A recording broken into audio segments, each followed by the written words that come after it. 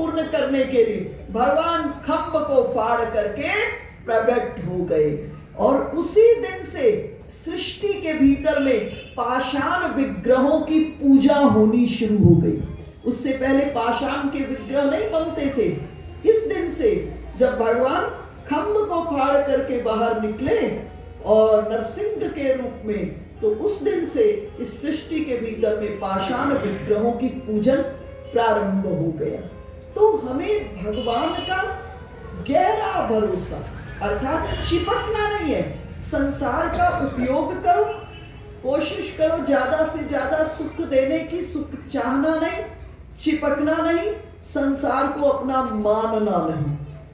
संसार आपके लिए है लेकिन आपका नहीं है, ये ध्यान बनाए रखिएगा।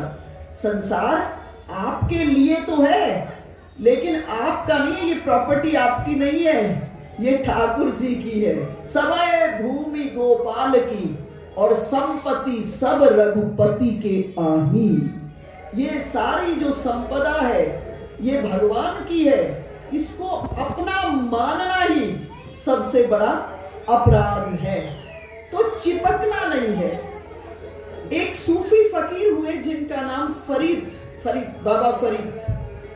तो बाबा फरीद के पास एक भक्त आए और संतों के पास उस समय लोग जाते थे तो नारियल लेके जाते थे।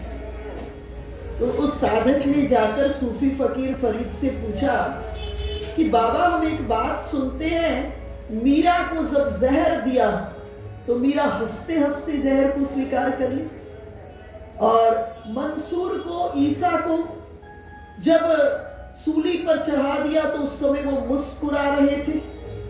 बोले हमको तो जरा सा हाथ कट जाता है तो इतनी भयंकर पीड़ा होती है, तो ये मीरा कैसे मुस्कुरा रही थी? ये मंसूर को जब कीले ठोक दी गई तो मंसूर कैसे शांत थे? तो उनके पास नारियल पड़े थे। उन्होंने उस शिष्य को कहा ये दोनों नारियल उठा के लिया। एक नारियल था पानी वाला और दूसरा नारियल था सूखा। पानी वाला नारियल अर्थात जिसके ऊपर जटा होती है और अंदर में गरी और पानी होता है। तो उन्होंने क्या किया, पहले पानी वाले नारियल को लिया, जोर से पटका, नारियल तो फूट गया लेकिन गरी खोल के साथ चिपकी हुई है। फिर सूखे नारियल को लिया, जोर से पटका, खोल अलग हो गया और पूरे का पूरा नारियल अलग हो गया। उसने कहा, सूफी फकीर ने उस साधक को कहा, ये जो पानी वाला नारियल है ना, ये तो तू है, और ये जो सूखा नारियल है ये फरीद है, ये मीरा है, ये मंसूर है, ये ईसा है। अर्थात जो चिपका है, जिसने अपनापन इस जगत और इस जगत की वस्तुओं को, देखो एक बात सत्य है, जितने बैठे हो सब जानते हो, इस संसार को छोड़ना है, ये सब जानते, इसमें कोई शास्त्रार्थ की जरूरत नहीं। और ये भी जानते हो जब संसार को छोड़ना है, ना तो कोई वस्तु साथ जाएगी और ना ही कोई व्यक्ति साथ जाएगा, ये सत्य है। और जब ये कंसेप्ट, ये बात सत्य है हम आपके सामने में, तो इसको मानते हुए हमको चिपकना नहीं, किसी वस्तु को अपना मानना नहीं, चिपकना नहीं। और जितना कम चिपकोगे, जितनी कम आसक्ति सांसारिक विषयों में होगी, उतना ज्यादा आप अपने जीवन में आनंद का अनुभव करोगे, उतना आप अपने जीवन के भीतर में शांत होगे, उतने आप अपने जीवन में सुखी होगे। देखो इसको यूं समझिए, एक ट्रेन एक्सीडेंट हुआ, उसमें बहुत लोग मर गए, अखबार में खबर आती है, टेलीविजन में खबर आती है, सुनते हैं हमको थोड़ा दुख होता है, पर कोई विशेष पीड़ा नहीं होती। उसी वक्त मोहल्ले में कोई एक्सपायर हो जाता है, तो जितना उससे अटैचमेंट होती है उतने हिस्से का दुख होता है।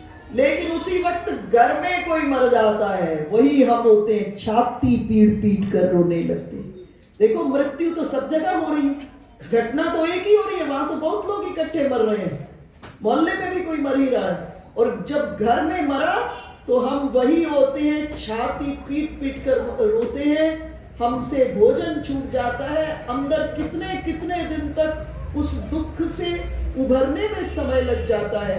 कारण एक है कि उस घर के व्यक्ति को अपना माना था, और जब माना था तो चिपके थे, और जितना गहरा चिपके थे, जड़ें जितनी गहरी होगी, जब उसको उखाड़ोगे उतनी ज्यादा पीड़ा होगी। देखो, माया का अर्थ ये रुपये पैसे नहीं है, ये सोना चांदी नहीं है, ये बड़े बड़े घर परिवार नहीं है। माया का अर्थ सिर्फ इतना सा है, हमारे मन के उलझने की आदत। जहां जहां ये मन उलझ जाएगा, वहां वहां उससे जब अलग करोगे तो उससे पीड़ा होगी। इसलिए शास्त्रों ने एक मत होकर के हम आपको शिक्षा दी है कि इस संसार के दो लक्षण हैं। एक लक्षण क्या है? अशाश्वतम, और दूसरा लक्षण क्या है? दुखालयम। अशाश्वतम का अर्थ है यहाँ कुछ परमानेंट नहीं है। शास्त्र चीख चीख कर हमको बता रहे हैं कि यहाँ कुछ परमानेंट नहीं है, लेकिन अगर हम उसको परमानेंट मान रहे हैं, इसका मतलब हमारी मूर्खता है। और दूसरी चीज क्या कहा? दुखालयम। स्पष्ट कह दिया सभी शास्त्रों ने, दुखालयम अर्थात दुख का घर है। कैसे दुख का घर है? जिस वस्तु और व्यक्ति से आज सुख मिल रहा है, जब उस वस्तु और व्यक्ति से अलग होते हैं तो सुख ही दुख का रूप बनकर आ जाता है। इसलिए इसे दुखालयम कहा है। तो ये बातें हम इसलिए चर्चा कर रहे हैं कि हम एक प्रभु को, जो शाश्वत है, जो अनंत है, जो अनादि है, जो अजन्मा है, उसको अपना मानकर प्रेम करें। अब आप प्रश्न करोगे इसका मतलब संसार को छोड़ दे? नहीं, ये संसार उस प्रभु का है। इसलिए संसार से व्यक्तिगत संबंध नहीं, प्रभु के होने के कारण संबंध है। इसलिए जो प्रिय की वस्तु होती है ना, वो ज्यादा प्रिय लग, उसकी ज्यादा साज संभाल, तो परमात्मा का मानते हुए उससे प्रेम करना, ऐसे नहीं प्रेम करना, परमात्मा का मानते हुए प्रेम करना है। ऑन ड्यूटी आपने उस पर प्रेम करना है। उपनिषदों में एक बड़ी सुंदर कथा आती है, 2 मिनट में कहकर विषय में प्रवेश करती हूँ। एक राजा निर्मोही की कथा आती है उपनिषद में।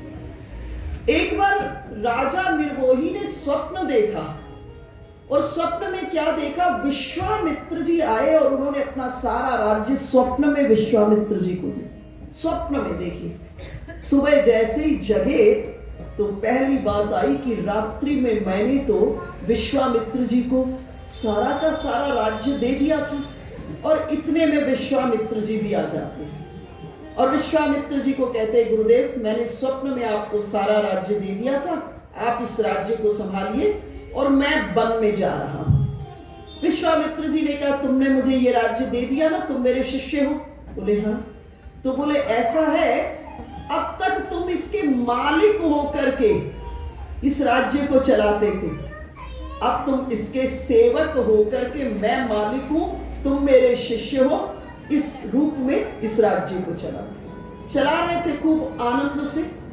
एक दिन इस राजा का बेटा वन में गया और वन में एक सिंह को मारा, और मारकर सिंह को उठाए हुए इसको बड़ी प्यास लगी। रास्ते में एक ऋषि की कुटिया थी। ऋषि की कुटिया पर पहुंचे, ऋषि को कहे बहुत प्यास लग रही है, ऋषिवर मुझे जल पिलाओ। तो ऋषि ने पूछा, तुम हो कौन? तो राजकुमार ने कहा, मैं राजा निर्मोही का बेटा हूं। ऋषि ने कहा, हम कुटियाओं में रहते, हम निर्मोही नहीं हुए, वो राजा हो के कैसे निर्मोही हो सकते? बोले बैठ, मैं तुम्हारी बात की परीक्षा करके आता हूं। और उसके जो शरीर में कुर्ता पहना था ना, कमीज पहना था, बोले इसको उतार दो। उस राजकुमार की कमीज को उतरवाए और जो सिंह मारा था उसके खून में लपेट करके लेकर के पहुंच गए राजा के दरबार में। दरबार में दासियां, दास दासी, सेवक सब द्वार पर खड़े थे। राजाओं के दरबार में बड़ा प्रतिबंध होता है, लेकिन यहाँ किसी ने नहीं रोका, चले गए भीतर। और भीतर प्रवेश किए तो उस राजकुमार की पत्नी, तो ऋषि ने कहा राजकुमार की पत्नी को कि तुम्हारे जीवन में तो बड़ा विपत्ति का क्षण आ गया, तुम्हारे कंत की, तुम्हारे पति की मृत्यु का वध इस सिंह ने कर दिया है। तो पत्नी ने कहा गुरुदेव, जितना जितना इस जगत में जिसका साथ होता है, जब साथ पूरा हो जाता है तो पंछी उड़ के चला जाता है। बड़ा आश्चर्य हुआ। फिर आगे बढ़े तो माता मिली। माता को कहे, माता तुम्हारे जीवन में इस समय बड़े दुख का समय आ गया, तुम्हारे पुत्र को सिंह ने मार दिया। उसने कहा महाराज, जो होना था सो हो गया, आप पहले भोजन पाओ। आश्चर्यचकित, कहीं कोई दुख नहीं, कहीं कोई क्लेश नहीं। फिर आगे बढ़े, राजा के पास पहुंचे, राजा को समाचार दिया। राजा ने बड़ी अद्भुत बात कही। राजा ने कहा तपया तप क्यों छाड़या, हे तपस्वी तप क्यों छोड़ के आ गया, यहां कछु नहीं शोक। तपया तप क्यों छाड़या, यहां कछु नहीं शोक, वासा जगत सराय का। ये सराय का वास है, और जब सराय में पथिक छोड़ के चला जाता है, इसी से आपसे प्राणी भी छोड़कर चले जाते हैं। ऋषि को आश्चर्यचकित, ऋषि कि यहाँ कोई भी किसी को भी मोह नहीं है, अर्थात संसार में रहते हुए, घर परिवार में रहते हुए सब कार्यों को करिए, लेकिन चिपकना नहीं। अगर आनंद चाहते हो, चिपकने से बचना। और जिस दिन चिपकने से बच गए, उस दिन आप इतने आनंद के भीतर में परमात्मा का सबको मानते हुए, सब में परमात्मा रूप का दर्शन करते हुए, चिपकने का केंद्र केवल ठाकुर जी। आइए शिव महापुराण की कथा में प्रवेश करते हैं। अभी हम यही चर्चा कर रहे थे कि हमारे महादेव कहाँ रहते हैं। कहाँ रहते हैं? जहां पर ऊंचाई, कैलाश पर, कैलाश ऊंचाई का प्रतीक, शीतलता का प्रतीक, असंगता का प्रतीक और उज्जवलता का प्रतीक। बस ये चार चीजें अपने जीवन में ले आओ, महादेव आपके हृदय को अपना भवन बना लेंगे। कल हम चर्चा कर रहे थे, उस परम पुरुष की जो पूजा है वो दो रूपों में होती है। एक शरीर के रूप में, परमात्मा की पूजा दो रूप में होती है। एक शरीर के रूप में, जब शरीर के रूप में परमात्मा की पूजा होती है तो वो आराधक पर निर्भर करता है, पूजा करने वाले पर निर्भर करता है कि उसको कौन सा रूप प्रिय है। उसको राम जी प्रिय लग रहे हैं, कि कृष्णचंद्र प्रिय लग रहे हैं, कि हनुमान जी प्रिय लग रहे हैं, कि भगवती प्रिय लग रही है, कि खाटू श्याम जी प्रिय लग रहे हैं। कौन सा रूप, वो आराधक पर निर्भर करता है। लेकिन जब एक परमात्मा की प्रतीक के रूप में, चिन्ह के रूप में आपने पूजा करनी है, तो उसका एक ही तरीका है, लिंगो उपासना। ये जो शिवलिंग की पूजा करते हो, ये शिवलिंग की पूजा क्या है? ये शिवलिंग की पूजा एक ब्रह्म की पूजा है। जब उस ब्रह्म को प्रतीक के रूप में आप लिखेंगे, चिन्ह के रूप में, संस्कृत में लिंग का अर्थ होता है चिन्ह, प्रतीक। जब उस एको ब्रह्म को प्रतीक के रूप में पूजा करेंगे, तो उस एको ब्रह्म का प्रतीक क्या होगा? गोलाकार होगा, अंडाकार होगा। और वो एको ब्रह्म जब सृष्टि को करता है तो त्रिगुणात्मिका प्रकृति को स्वीकार करता है। तो उस एको ब्रह्म के नीचे में तीन मेखला वाली प्रकृति है, क्योंकि प्रकृति त्रिगुणात्मिका है, सतोगुण, रजोगुण और तमोगुण से बनी हुई है। और जब वो ब्रह्म प्रकृति समन्वित होता है तो वो उस भग को स्वीकार करता है और इस प्रकार से सृष्टि करता है। तो एको ब्रह्म जो सृष्टि का रचयिता है, जहां से सृष्टि का प्रारंभ होता है, तो वो सृष्टि जब करते हैं तो सृष्टि के प्रारंभ में केवल एको ब्रह्म है, अकेला ब्रह्म है। तो उस अकेले ब्रह्म ने क्या विचार किया?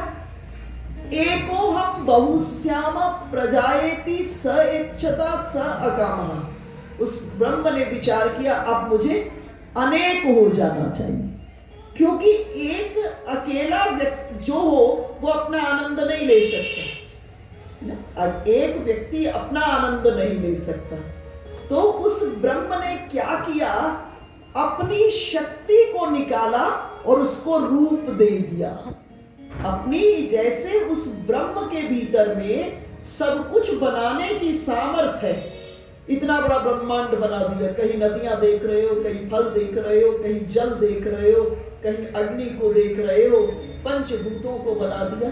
अर्थात उसके पास बहुत बड़ी सामर्थ्य है। इतने बड़े ब्रह्मांड को उस ब्रह्म ने बना दिया। तो उस ब्रह्म ने क्या किया, अपनी शक्ति को निकाला और उसको रूप दे दिया। और वो रूप क्या है, भगवती उमा है। अर्थात शिव ने शिवा को प्रकट कर दिया। अब दोनों ने विचार किया हम अब सृष्टि की रचना करेंगे, लेकिन वो ऐसी सृष्टि होगी जिस सृष्टि में हमारा डायरेक्ट पार्टिसिपेशन नहीं होगा। उस सृष्टि में हम सीधा भाग नहीं लेंगे। हम उस सृष्टि की पूरी सृष्टि के कार्य के लिए एक रचना बनाएंगे।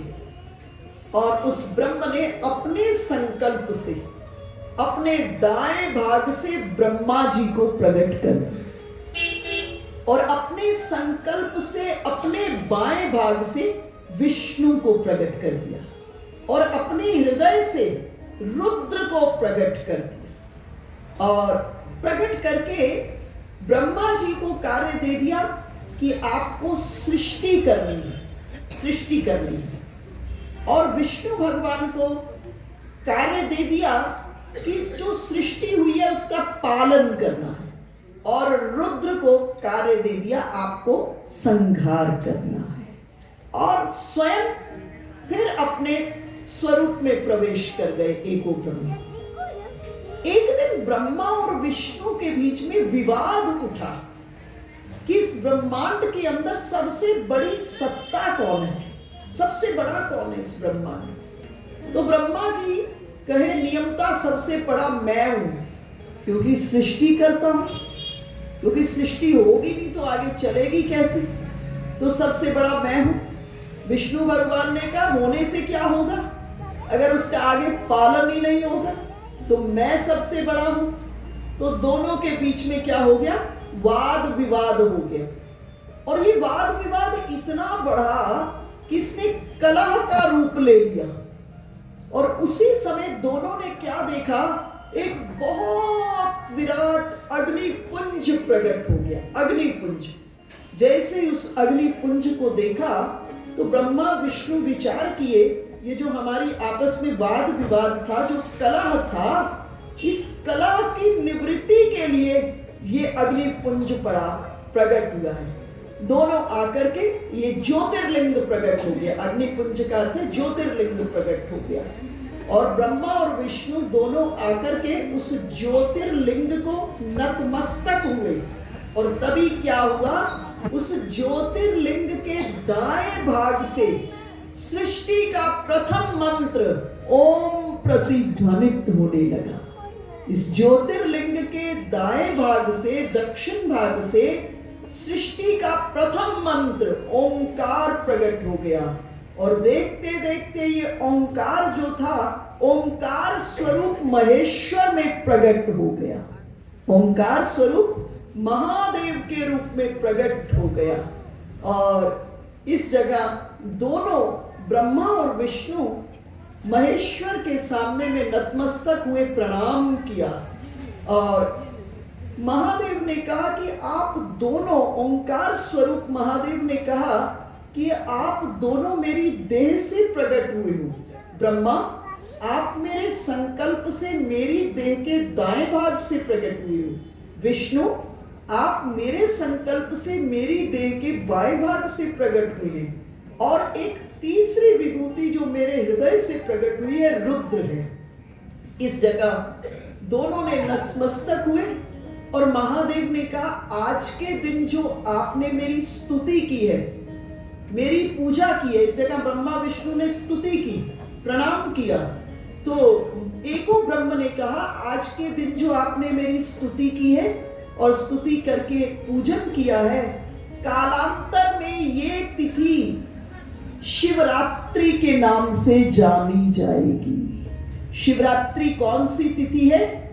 वो तिथि जिस दिन ब्रह्मा और विष्णु के सामने में एको ब्रह्म, एक परमात्मा ज्योतिर्लिंग के रूप में प्रकट हुए, और ज्योतिर्लिंग के रूप में प्रकट होकर ज्योतिर्लिंग के दाएं भाग से सृष्टि का प्रथम मंत्र ओंकार, और देखते देखते ओंकार स्वरूप महेश्वर के रूप में प्रकट हो गए हैं।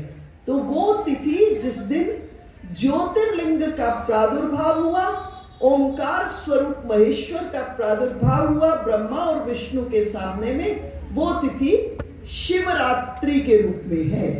महादेव ने ब्रह्मा विष्णु को कहा कि बरस भर में जो शिव भक्त पूजन करते हैं ना, बरस भर की पूजा का जो फल होता है वो शिवरात्रि तिथि के 4 प्रहर के भीतर में, अष्ट प्रहर के भीतर में जो भक्त पूजन करता है तो उसे बरस भर की पूजा का फल मिल जाता है। शिवरात्रि तिथि का इतना बड़ा महत्व है। इस जगह ओंकार स्वरूप महादेव ने ब्रह्मा विष्णु को कहा कि आर्द्रा नक्षत्र के भीतर में, आर्द्रा नक्षत्र जब होता है उस नक्षत्र में जो मेरा भगवती के साथ दर्शन करता है, आर्द्रा नक्षत्र में मार्गशीर्ष मास में आर्द्रा नक्षत्र, ये जो महीना चल रहा है, ये समय हो सकता है हमारे आचार्य जी पंडित जी पंचांग में देखेंगे इस मार्गशीर्ष मास में आर्द्रा नक्षत्र कब है। जैसे ही वो आर्द्रा नक्षत्र को देख लेंगे तो महादेव की अपनी वाणी है, इस आर्द्रा नक्षत्र के भीतर में मार्गशीर्ष मास में जो जीव मेरा दर्शन करता है और मेरी पूजा करता है वो मुझे कार्तिकेय से भी अधिक प्रिय है। तो जैसे अपने बच्चों के बर्थडे याद करते हो ना, जैसे अपने बच्चों की मैरिज एनिवर्सरी याद रखते हो, फटाफट उन्हें विश करते हो, उसी तरह से ये आर्द्रा नक्षत्र मार्गशीर्ष मास का अपनी स्मृति में रखिए। और अभी मार्गशीर्ष मास चल रहा है, पंचांग में देखिएगा किस दिन आर्द्रा नक्षत्र है, उस दिन महादेव का भगवती के साथ दर्शन करिएगा। जब दर्शन करेंगे और दर्शन के साथ पूजन भी कर लिया तो उसका फल इतना अधिक है कि इसका वर्णन नहीं किया जा सकता। महादेव ने कहा कि इस सृष्टि में केवल मेरी ही सत्ता 2 रूपों में, उस एको ब्रह्म ने कहा केवल मेरी ही सत्ता 2 रूपों में है। प्रथम मैं ज्योतिर्लिंग से प्रादुर्भाव हुआ, वो मेरा निष्कल रूप है। जो लिंगो उपासना है वो भगवान का निष्कल रूप है, अर्थात निर्गुण साकार रूप है, निर्गुण साकार रूप है, दिख रहा है, दर्शन हो रहा है आपको, है ना। एक होता है निर्गुण निराकार, एक निर्गुण साकार, एक सगुण साकार। तो ये क्या है? निर्गुण और साकार आपको दिख रहा है, दर्शन हो रहा है ज्योतिर्लिंग का। और निर्गुण निराकार है, वो शक्ति है पूरे ब्रह्मांड के भीतर में, पत्ते पत्ते में, कण कण के भीतर में विद्यमान है। तो एको ब्रह्म ने ब्रह्मा विष्णु को कहा मेरा ही सत्ता 2 रूपों में इस सृष्टि में प्रकट हुई। प्रथम ये ज्योतिर्लिंग के रूप में जो मेरा निष्कल रूप है, और दूसरा साक्षात रूप में मेरा प्रादुर्भाव। इस जगह ब्रह्मा विष्णु ने महादेव से प्रश्न किया, एको ब्रह्म से प्रश्न किया कि प्रभु आप करते क्या हैं इस सृष्टि में? क्योंकि ब्रह्मा जी को लग रहा था कि मैं ही सृष्टि करता हूं, विष्णु भगवान को लग रहा था मैं ही पालन करता हूं। तो इस जगह दोनों ने पूछा कि प्रभु आप क्या करते हैं? तब एको ब्रह्म ने कहा इस सृष्टि में मेरे 5 कार्य हैं। पहला कार्य सृष्टि, दूसरा कार्य स्थिति, तीसरा लय, चौथा तिरोभाव और 5वां अनुग्रह। सृष्टि का अर्थ होता है इस ब्रह्मांड का जो निर्माण की प्रक्रिया है उसे सृष्टि कहते हैं। और सृष्टि जिसकी हो गई फिर उसका पालन होना, उसे स्थिति कहते हैं। और जो पालन हुआ उसका फिर विनाश, निर्माण का फिर विनाश, वो लय है। और लय के बाद तिरोभाव। तिरोभाव का अर्थ है जहां से निकली है वस्तु वही पुनः समा जाना। जहां से निकली है फिर उसी में समा जाना, इसे तिरोभाव कहते हैं। और पांचवी चीज है अनुग्रह। अनुग्रह का अर्थ होता है कृपा। ब्रह्मा विष्णु को एको ब्रह्म ने कहा कि ये जो आपने मेरी आज की तिथि में उपासना की है, स्तुति की है, पूजन की है, तो ये सृष्टि रूपी कार्य में ब्रह्मा को, स्थिति रूपी कार्य विष्णु को, और मेरी तीसरी विभूति जो रुद्र है उसको दो कार्य लय और तिरोभाव रूपी कार्य दे रहा हूं। लेकिन जो पांचवा कार्य है अनुग्रह, कृपा, उसकी एजेंसी मैंने किसी को नहीं दी है। कृपा की एजेंसी महादेव ने अपने पास रखी है। इसको एक कथा के माध्यम से समझने का प्रयास कीजिए। जिस समय महाभारत का युद्ध हो रहा था और महाभारत के युद्ध में अभिमन्यु का वध हो गया। अभिमन्यु का वध हुआ और अर्जुन अभिमन्यु की लाश के पास में खड़े थे। पीड़ा थी, पिता है। और उसी वक्त जयद्रथ आया और आकर के अभिमन्यु की लाश को ठोकर मारा और अभिमन्यु पर थूक दिया। अर्जुन ने कहा, जयद्रथ, मेरे पुत्र को वीर गति की प्राप्ति हुई है, इसका सम्मान वीर की तरह होना चाहिए। और वैर और प्रेम ये दोनों जीवन का विषय है। मृत्यु के बाद न तो वैर न प्रेम। और मेरा पुत्र वीर गति को प्राप्त है, इसका वीर की तरह सम्मान होना चाहिए। और तुमने मेरे पुत्र की लाश पर ठोकर मारी और थूक दिया। और उसी क्षण अर्जुन ने प्रतिज्ञा कर दी, कल सायंकाल होने से पहले मैं जयद्रथ का वध कर दूंगा। और अगर जयद्रथ का वध न कर पाया तो जीवित चिता पर जल जाऊंगा। ये प्रतिज्ञा करके अर्जुन बाहर आए। श्री कृष्ण कहे, अर्जुन, प्रतिज्ञा करने से पहले सोचते नहीं हो? पहले तो तुम इस जयद्रथ को मार नहीं सकते हो, और अगर तुमने मार दिया तो भी तुमको मरना पड़ेगा, क्योंकि जयद्रथ के पिता को वरदान है कि जिसका सिर जयद्रथ के हाथों कटेगा उसके स्वयं के शरीर के 100 टुकड़े हो जाएंगे। तो तुमको तो दोनों तरह से मरना पड़ेगा। अर्जुन ने कहा, प्रभु, मैं युद्ध करते करते थक गया हूं, अब ये आप सोचो, मैं तो चला सोने, मैं तो विश्राम में चला, अब आप सोचिए। देखो, जो पूर्ण समर्पण प्रभु के चरणों में कर दिया है। एक सूफी शायर ने बहुत सुंदर शेर कहा, उन चिरागों को बुझाने की किसमें है ताकत, उन चिरागों को बुझाने की किसमें है ताकत, जिसकी जमानत हवाओं ने ली हो। जिसकी जमानत हवाओं ने ली हो उसको कौन बुझा सकता है? जिसने अपने जीवन की डोर को पूर्ण रूपेण भगवत चरणारविंदों में समर्पित कर दिया, पूर्ण रूपेण, छोटा मोटा किंतु परंतु लेकिन अगर मगर नहीं रखा, सर्वस्व को काट कर केवल भगवत चरणारविंदों को ने प्रणिपात कर दिया है। भगवान ने स्पष्ट कह दिया है, अनन्याश्चिन्तयन्तो मां जे जनाः पर्युपासते तेषां नित्याभियुक्तानां योगक्षेमं वाम्यहम्। जो जीव अनन्य चित्त होकर मेरा चिंतन करता है, मैं उसका योग भी वहन करता हूं, उसका क्षेम भी वहन करता हूं। योग का अर्थ होता है आपके जीवन में जिस चीज का अभाव है, भगवान कहते हैं मैं उस अभाव को पूरा करता हूं। और क्षेम का अर्थ है जो आपके जीवन में पहले से है, भगवान कहते हैं उसकी रक्षा करता हूं।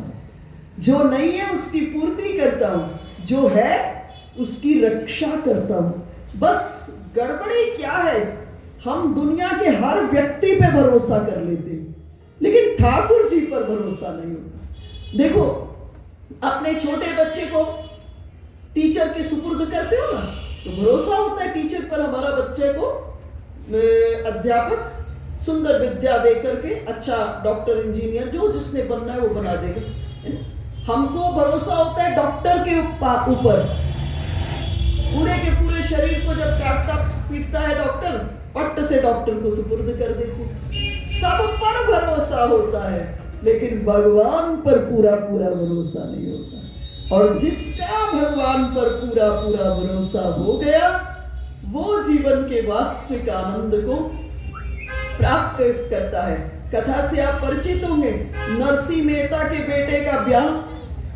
अब नरसिंह मेहता कीर्तन कर रहे, बेटे का ब्याह, कीर्तन, घर में कुछ है नहीं। सबने कहा अरे बेटे का ब्याह है भाई, जाओ तो सही। बोले मैं क्यों जाऊंगा, जिसका बेटा है वो जाएगा।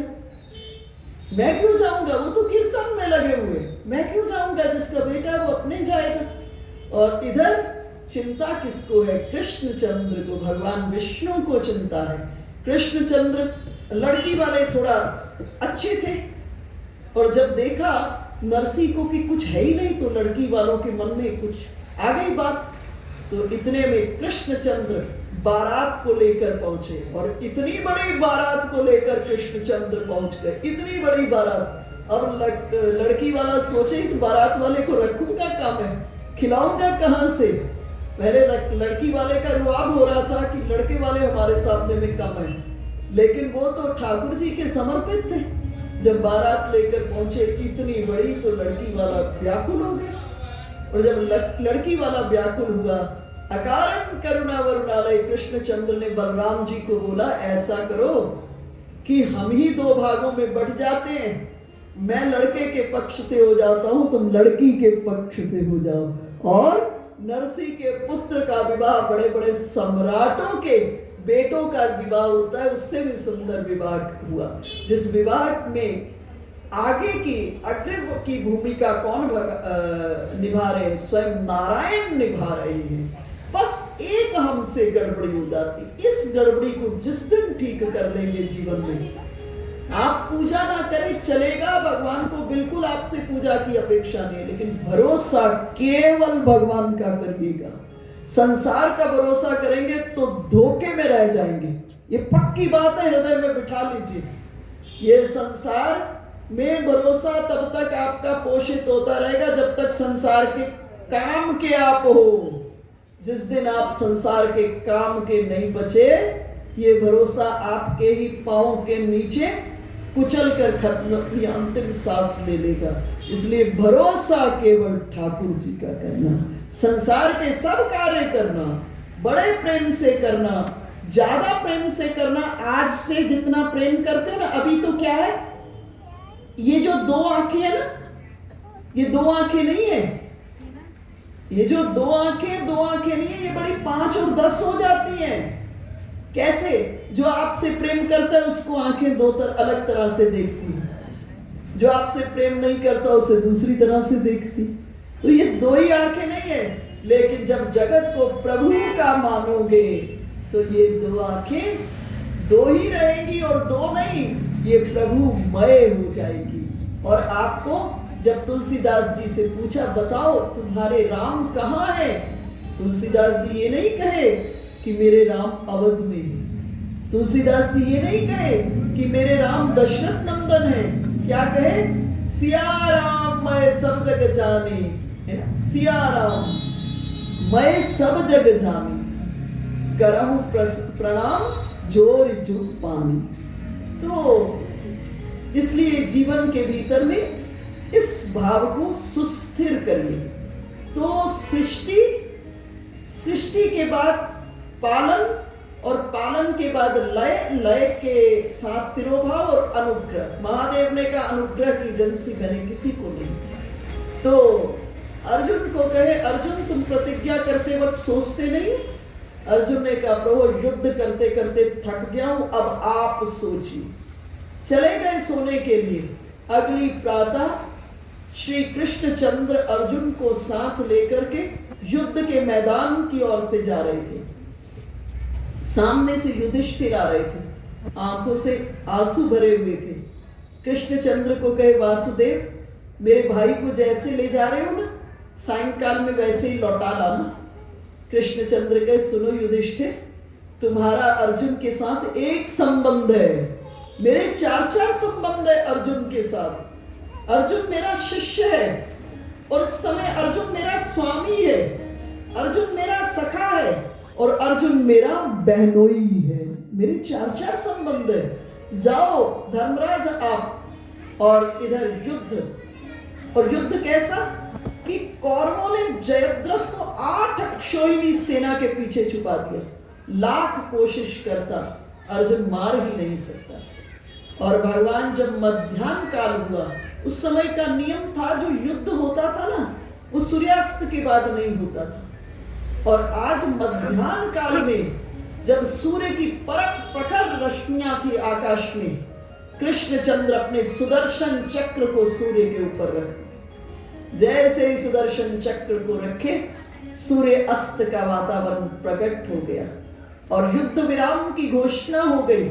युद्ध विराम की घोषणा हुई और कृष्णचंद्र अर्जुन को कहे, क्षमा करना अर्जुन, मैं तुम्हारे लिए कुछ कर नहीं पाया, अब चिता बनाओ। अर्जुन ने चिता बनाई, अर्जुन चिता पर बैठे। कृष्णचंद्र कहे, अर्जुन तुम वीर हो, वीर की तरह बैठो चिता में, गांडीव को लेकर के अपने वीर की तरह बैठो। अर्जुन ने ये नहीं कहा, प्रभु आज मरना है, अब वीरता की क्या बात। लेकिन भगवान की आज्ञा, अर्जुन ने गांडीव धनुष को संधान की मुद्रा में धारण किया और जैसे ही धारण किया, इधर से 8 अक्षौहिणी सेना को चीरता हुआ जयद्रथ सामने में खड़ा हो गया। और जयद्रथ ने अनेकों प्रकार के व्यंग बाण, अनेकों प्रकार के अपशब्द अर्जुन को कहे और अर्जुन उनको सुन रहा है। तभी चमत्कार, भगवान सूर्य के ऊपर से सुदर्शन चक्र को हटाए। जैसे ही हटाए, प्रखर सूर्य की रश्मियां, और भगवान अर्जुन को कहे, अर्जुन युद्ध चला, तीर चलाओ, बाण चलाओ।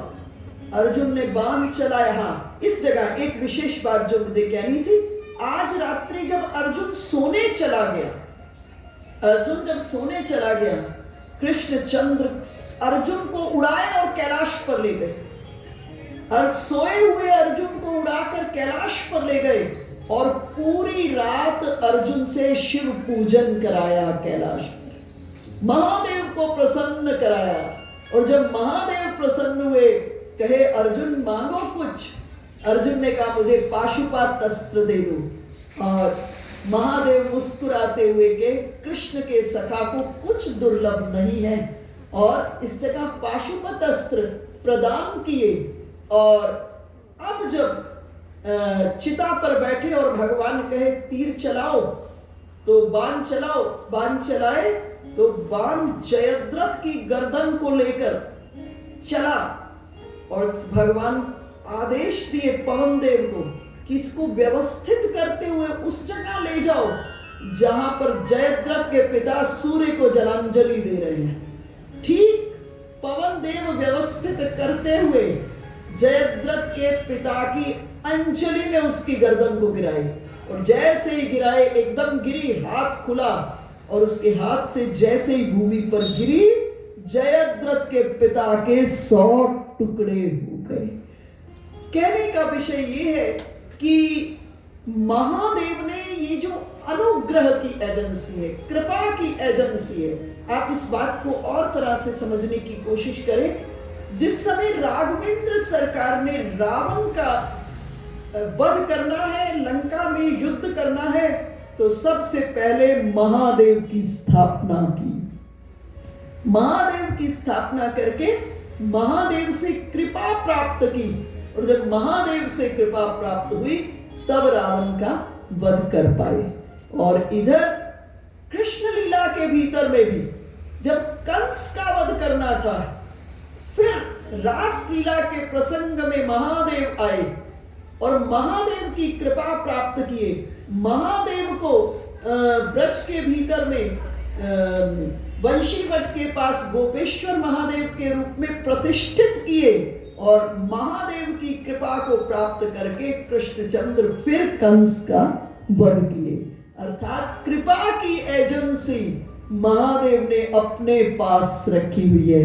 इसलिए जब भी किसी देव के भक्त को किसी प्रकार का कष्ट होता है, आप कृष्ण भक्त हैं, आप राम भक्त हैं, हनुमान जी के भक्त हैं, जब उनकी शरण में जाते हैं, उन पर से प्रार्थना करते हैं, प्रभु हमारी विपत्ति का हरण करो, प्रभु हमारे दुख का हरण करो, हमारी दरिद्रता का हरण करो, संकट का हरण करो, तो प्रभु क्या करते हैं, आपकी इस एप्लीकेशन को उठाकर महादेव के चरणों में रख देते हैं और महादेव सैंक्शन करते हैं और तुरंत सबके भक्तों का कार्य संपूर्ण हो जाता है।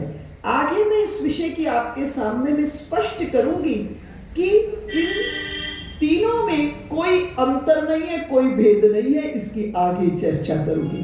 तो अनुग्रह की जो एजेंसी है किसने रखी है? केवल महादेव की ने रखी है। श्रीमद् भागवत में रासलीला के प्रसंग में एक प्रश्न उठा कि जब कृष्णचंद्र की बंसी बजी और मध्य रात्रि में गोपियां अपने घरों से चल दी, उस समय परीक्षित ने सुखदेव जी से प्रश्न किया।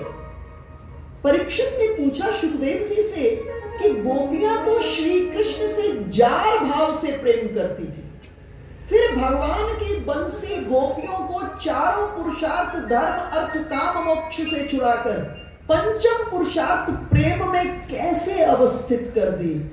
कृष्णचंद्र कहे, परीक्षित सुनो, सुखदेव जी कहे, सुनो राजन, भगवान की कृपा, भगवान की करुणा और भगवान की वात्सल्यता में कभी संदेह नहीं करना।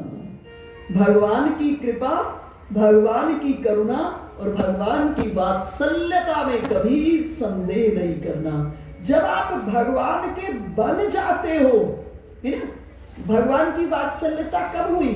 जब ध्रुव भगवान का बन गया, जब प्रहलाद प्रभु के बन गए, तो भगवान अपने जो नॉर्मल नियम होते हैं, सृष्टि के नियम कानून, है ना, उसको क्या कर देते हैं? उसको खत्म कर देते हैं। अर्थात भगवान उसको छोड़कर अपने भक्त का पक्ष ले लेते हैं। अहम भक्त पराधीनो ह्य स्वतंत्र इव द्विज, मैं अपने भक्त के परम प्रतंत्र हूं, भगवान कहते हैं। मैं स्वतंत्र नहीं हूं, पूरी सृष्टि में स्वतंत्र हूं, लेकिन मेरे जब भक्त की बात आती है, मैं परम प्रतंत्र हूं। मैं अपने भक्त के सामने में अपने दोनों हाथ बांधे हुए खड़ा रहता हूं। मेरा भक्त जैसे कहता है मैं उसकी इच्छा के अनुसार करता हूं। बस आवश्यकता किसकी है? हम भगवान के भक्त बन जाएं। बोल उमापति महादेव की।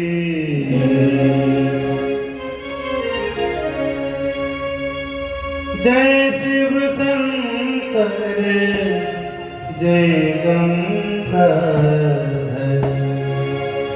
करुणा कर करतार हरे। जय शिव शंकर जय गंगा करुणा कर करतार हरे। जय कैलाशी जय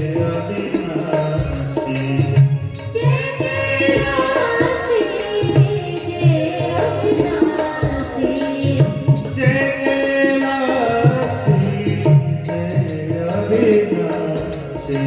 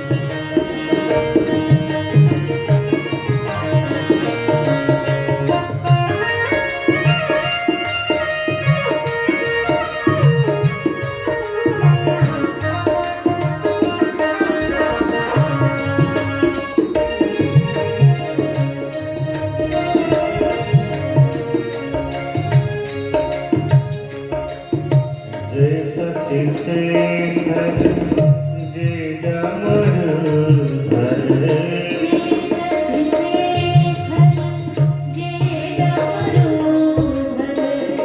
जय शशि शेखर जय डमरुधर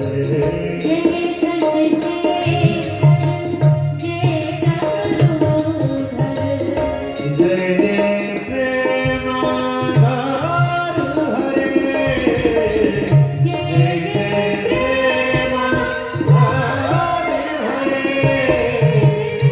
जय त्रिपुरारी जय मदहारी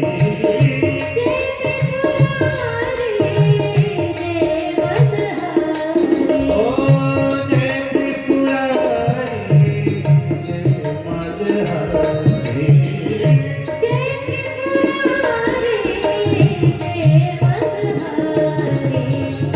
अमित अनंत अपार हरे जय त्रिपुरारी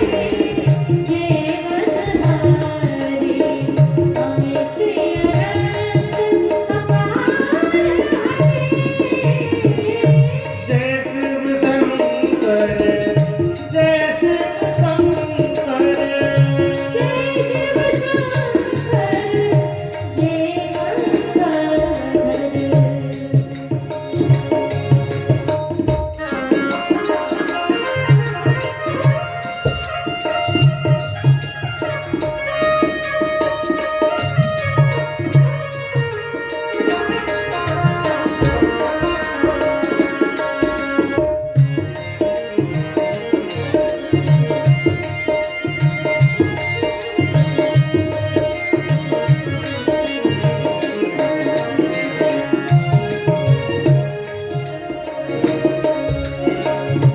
जय रामेश्वर जय नागेश्वर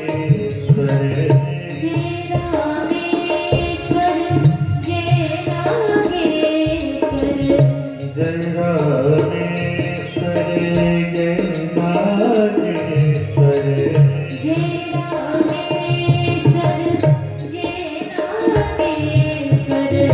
वैद्यनाथ केदार हरे वैद्यनाथ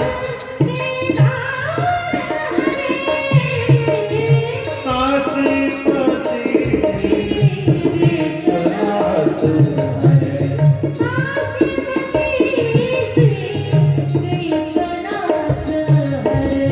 मृत्युंजय अविनाश हरे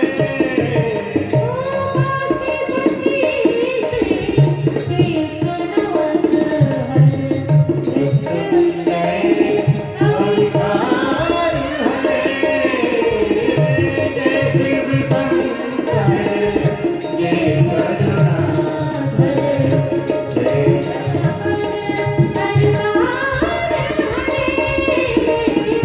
जय कैलासी जय अविनाशी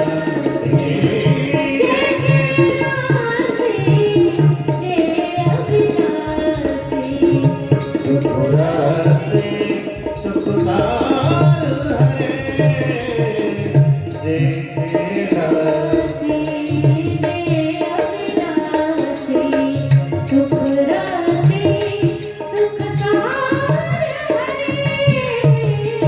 जय शिव शंकर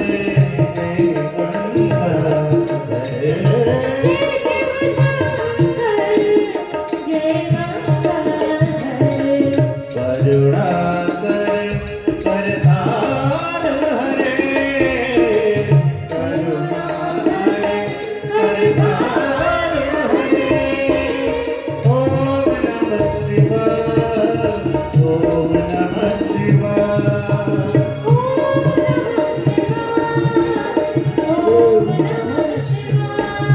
हरि ओम नमः शिवाय ओम नमः शिवाय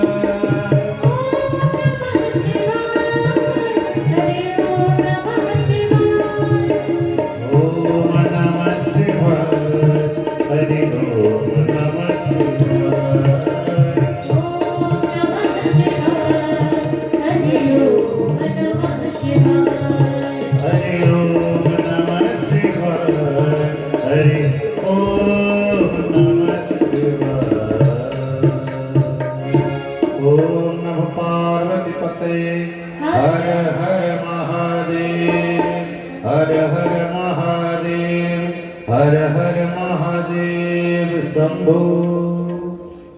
तो भगवान की कृपा, भगवान की करुणा और भगवान की वात्सल्यता में कभी संदेह न करना। सिर्फ भगवान के बन जाओ। जब बन जाओगे ना प्रभु के, तो आप इन चीजों को पल पल में अपने जीवन के भीतर में, पल पल में, क्षण क्षण में अपने जीवन में अनुभव करोगे। एक सुंदर भगवान महादेव तो साक्षात करुणा के मूर्त थे। अगर करुणा को साकार रूप में देखना है तो महादेव का रूप है। रूप ही उनका कर्पूर गौरम करुणावतारम, करुणा से भरा हुआ है। एक बहुत सुंदर कथा आती है कि एक बार एक दरबारी गायक हुए जिनका नाम सोमदत्त था। मध्य प्रदेश में एक बहुत बड़े दरबार के ये गायक थे और एक अन्य राज्य के गायक मध्य प्रदेश के में आए और आकर राजा को कहे कि मैं आपके दरबारी गायक के साथ शास्त्रार्थ करना चाहता हूं। और सोमदत्त को समाचार दिया गया कि वो दरबारी गायक आपके साथ शास्त्रार्थ करना चाहते हैं। और विजय और पराजय का कैसे निर्धारण होगा? तो उस दरबारी गायक ने, जो दूसरे राज्य से आया था, उसने कहा कि अगर मैं पराजित कर देता हूं सोमदत्त को तो आप मुझे अपना दरबारी गायक बना लेना और सोमदत्त को फांसी की सजा। जैसे सोमदत्त के पास ये समाचार गया, सोमदत्त जानते थे वो जो दरबारी गायक है मुझसे बहुत ज्यादा गुणी है, मुझसे बहुत ज्यादा गुणी है, संगीत में पारंगत हैं और जानते थे कि अब तो मेरी मृत्यु निश्चित है। लेकिन महादेव के बहुत बड़े भक्त थे। महादेव की शरण में पहुंच के पूरी रात महादेव को पुकारते रहे कि अब मेरा जीवन सिर्फ आपके हाथों में है। पूरी रात किसी और के पास नहीं गए, महादेव के पास गए। हम भी अपना भरोसा, अपना केंद्र जो है ना, केंद्र, उससे जरा सा भी नहीं ले। और हमारे केंद्र में कौन होने चाहिए? ठाकुर जी। एक भरोसो, एक बल, एक आस विश्वास, बस एक ठाकुर जी का भरोसा, उनका बल, उन्हीं की आस और उन्हीं पर विश्वास। जिस दिन ये चीजें जीवन में आ जाएंगी, आप प्रतिपल ठाकुर जी को जीवन में अनुभव करने लगेंगे। अब पूरी रात सोमदत्त महादेव को पुकारते रहे, मेरी लाज रखो, मेरी रक्षा करो, मेरा जीवन अब आपके हाथ में, आप करुणामय है। और प्रातः काल जब हृदय से पुकारा, कल मैंने आपसे चर्चा की थी, भक्ति का अर्थ क्या है? पुकार, प्राणों की संचेतना से पुकारो। और जब पुकारा तो महादेव, अकारण करुणा वरुणालय महादेव प्रातः काल अपने रूप को एक भिक्षु के रूप में बदल करके, जिस शिविर के अंदर वो दरबारी गायक रुका था, उस शिविर के बाहर आकर के गायन गाने लगे। और जो शिविर में बैठा दरबारी गायक सोचने लगा, इतना अद्भुत कौन गा रहा है, इतना विकट, इतना क्लिष्ट, इतना मधुर, ये कौन गायक है? शिविर से बाहर आए और जैसे उस भिक्षु को देखा और पूछा, आप किसके शिष्य हो? महादेव कहे, सोमदत्त के। जैसे ही महादेव ने कहा सोमदत्त के, तो वो जब दरबारी गायक विचार करने लगे, जिनका गायक इतना विद्वान है, जिनका शिष्य इतना विद्वान है, इतना गुणी है, इतना पारंगत है, उससे मैं कैसे शास्त्रार्थ कर सकता हूं? और बिना शास्त्रार्थ किए ही वो दरबारी गायक वापस लौट गए। अर्थात भगवान पर हम पूरा भरोसा रखें, अकारण करुणा वरुणालय है, हम ठाकुर जी को अपना मान लें। और महादेव ब्रह्मा और विष्णु को बताए कि 5 कार्यों को करने के लिए, सृष्टि, स्थिति, लय, तिरोभाव और अनुग्रह, इन 5 कार्यों को करने के लिए मेरे 5 मुख हैं। महादेव पंचमुख है, मेरे 5 मुख है। मेरा आकार मुख, आकार रूपी मुख उत्तर दिशा की ओर है। मेरा ऊकार रूपी मुख पश्चिम की ओर है। मेरा बिंदु रूपी मुख पूर्व की ओर है। मेरा मकार रूपी मुख दक्षिण की ओर है और मध्य में मेरा नाद रूपी मुख है। और अकार, ऊकार, मकार, बिंदु और नाद को मिला दोगे तो क्या बनेगा? ओम सृष्टि का प्रथम मंत्र है। इसे प्रणव कहते हैं। प्रणव का अर्थ होता है प्र जोड़ नव। प्र कहते हैं प्रकृष्ट को और नव कहते हैं नाव को। साधक ओंकार की नाव पर बैठ करके सहज ही संसार सागर को पार करके अपने इष्ट सानिध्य को प्राप्त कर लेता है। तो इस जगह जो महादेव कह रहे हैं, मेरे ये जो 5 मुख हैं, अकार, ऊकार, मकार, बिंदु और नाद है, ये 5 चीजों को 5 दिशाओं में है और 5 चीजों को इंगित कर रहे हैं। मेरा जो आकार रूपी ये जो महादेव के 5 कार्य है ना, सृष्टि, स्थिति, लय, तिरोभाव और अनुग्रह, तो जो सृष्टि रूपी महादेव का कार्य है, इसका संबंध किससे है? भूतल से, भूमि से। भूमि से सबकी सृष्टि हो रही है। मैंने कल आपसे चर्चा की थी, आगे इस कथा को विस्तार से कहूंगी कि नंदीश्वर महादेव की 8 मूर्तियों का वर्णन करते हैं। उसमें से एक मूर्ति है महादेव की जिसका नाम है शर्व। शर्व का अर्थ है महादेव ही पृथ्वी के रूप में प्रकट होकर, महादेव ही पृथ्वी के रूप में प्रकट होकर चराचर पूरे ब्रह्मांड को धारण करते हैं। तो पृथ्वी रूपी महादेव की मूर्ति है, उसका नाम शर्व है। इसलिए महादेव का भक्त जब पृथ्वी पर चरण रखता है, अपने को महादेव की गोद में अनुभव करता है। आपको अलग से कुछ नहीं करना पड़ेगा, बस आप अंतर की वृत्ति को कण कण के भीतर में जो विद्यमान परमात्मा है उससे मिला दो। अलग से नहीं कुछ करना पड़ेगा, बस ये वृत्ति आपकी बन जाए। तो महादेव कह रहे हैं मेरे सृष्टि रूपी कार्य को मेरे भक्त पृथ्वी अर्थात भूतल में देखते हैं। मेरा दूसरा कार्य स्थिति जो है, मेरे भक्त मेरे स्थिति रूपी कार्य को जल में देखते हैं। भूमि से सबका जन्म होता है, ब्रह्मा सृष्टि रूपी कार्य, और जल से सबका पालन होता है। इसलिए मेरा स्थिति जो रूप है वो पालन विष्णु। तो कहा मेरे स्थिति रूपी कार्य को मेरे भक्त किसमें देखते हैं? जल में देखते हैं। और मेरे लय रूपी कार्य को मेरे भक्त अग्नि में देखते हैं। अग्नि सबको भस्म कर देती है, तेज। मेरे तिरोभाव रूपी कार्य को मेरे भक्त वायु में देखते हैं। वायु एक वस्तु को दूसरी जगह पर बहा करके ले जाती है। और मेरे भक्त मेरे 5वें कार्य अनुग्रह को आकाश में देखते हैं।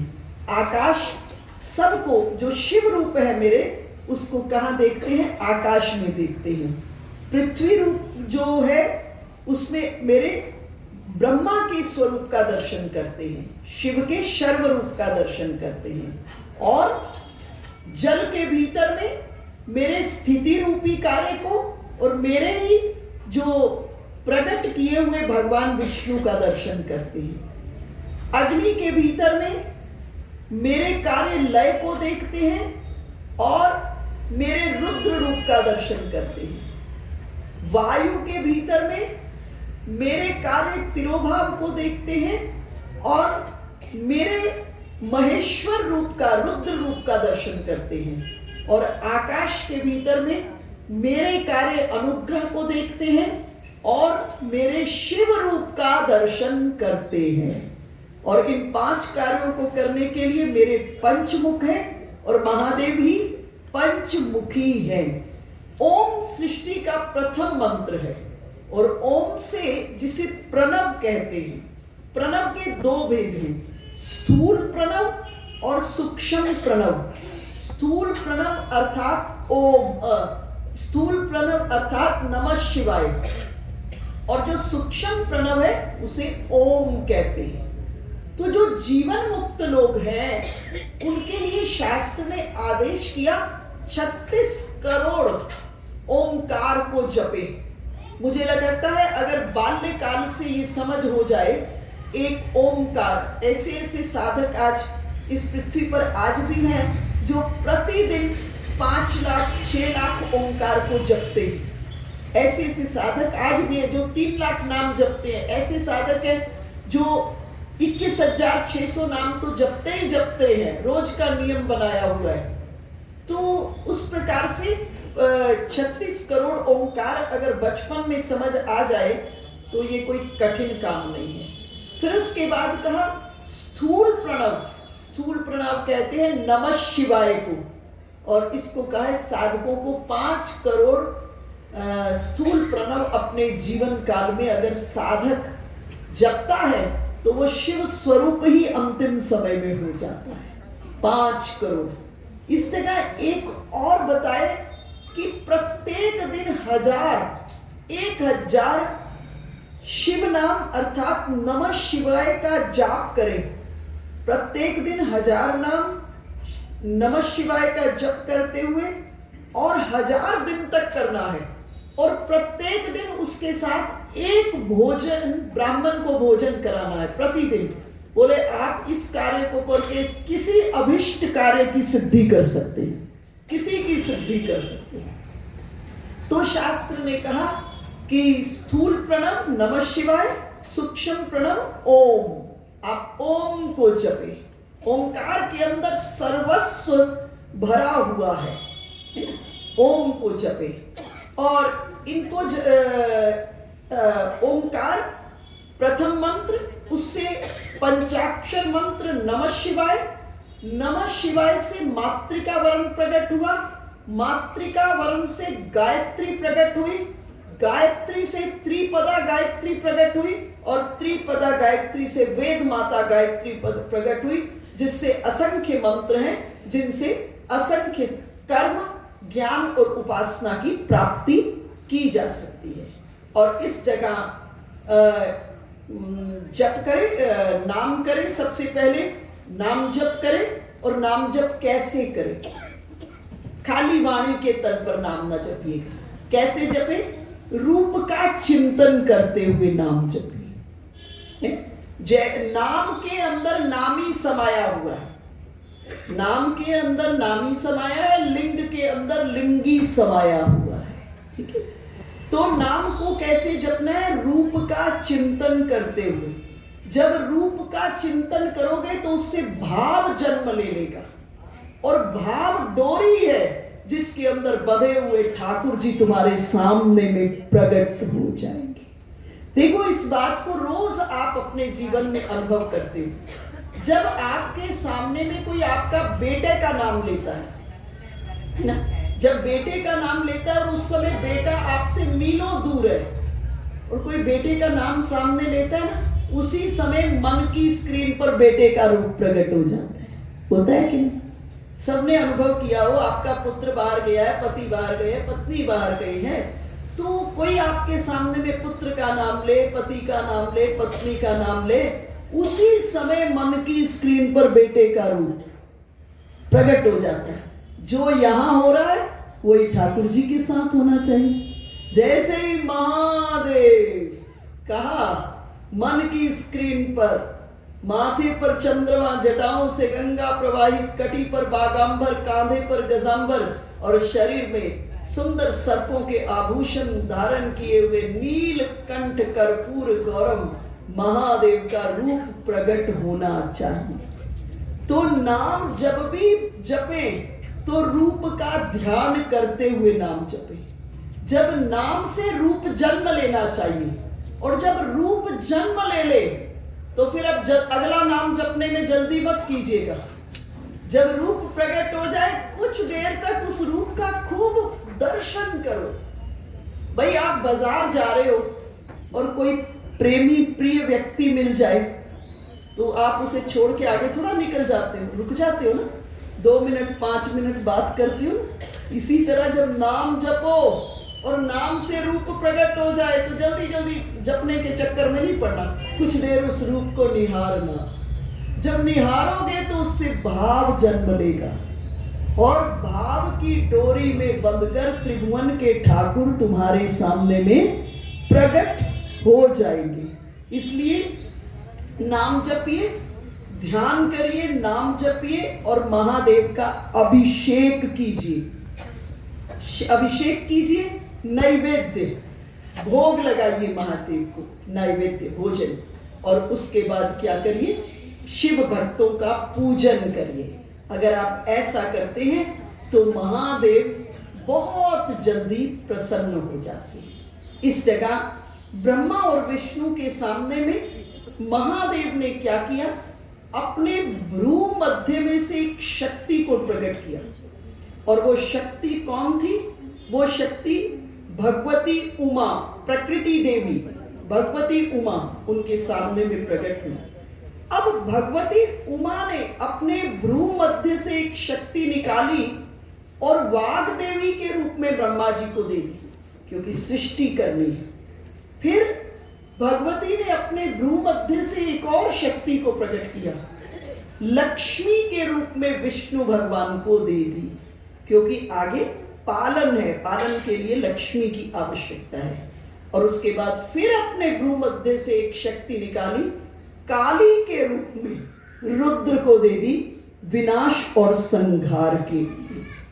महादेव ने ब्रह्मा और विष्णु को कहा, मेरे आश्रय को पाकर के आप जगत के लोगों के लिए अब आप मुक्तिदाता बने। जो फल मेरे दर्शन से होता है वही फल आपके दर्शनों से प्राप्त होगा। अर्थात कोई भेद नहीं है। अभी यहाँ आपको महादेव सर्वोपरि लग रहे हैं, परंतु बाद में कथा करके विश्राम दिवस तक आपको उस जगह ले जाएंगे जहां पर ब्रह्म विष्णु महादेव सब एक ही रूप है, एक ही, दूसरा कोई है ही नहीं इस ब्रह्मांड में। ठीक है, तो इस जगह महादेव ने कहा कि जो फल मेरे दर्शन से होता है वही फल आपके दर्शन से भी होगा। मेरे हृदय में विष्णु है और विष्णु के हृदय के भीतर में मैं हूं। ब्रह्मा जी को रचना में जब सृष्टि की रचना करनी है, कोई भी कठिनाई हो तो विष्णु भगवान को आदेश दिए कि आपको ब्रह्मा जी की सृष्टि की रचना में कोई मुश्किल आए, कठिनाई आए तो आपको सहयोग करना है, आपको मदद करना है। और विष्णु भगवान को कहे कि आप जब सृष्टि का पालन कर रहे हो उस समय कोई कठिनाई आएगी तो मैं आपकी रक्षा करूंगा और मेरी ही एक विभूति रुद्र के रूप में प्रकट होगी। इस जगह कहा, जो मेरा भक्त हो और आपका तिरस्कार करे तो वो घोर नरक में पड़ेगा। और इसी जगह विष्णु भगवान ने कहा कि प्रभु, जो मेरा भक्त होकर के आपकी निंदा करेगा, आपका तिरस्कार करेगा, वो घोर नरक में पड़ेगा। मानस में गोस्वामी जी महाराज इसको स्पष्ट कह रहे हैं, शंकर प्रिय मम द्रोही, शिव द्रोही मम दास, ते नर करहि कलप भरी, घोर नरक में वास।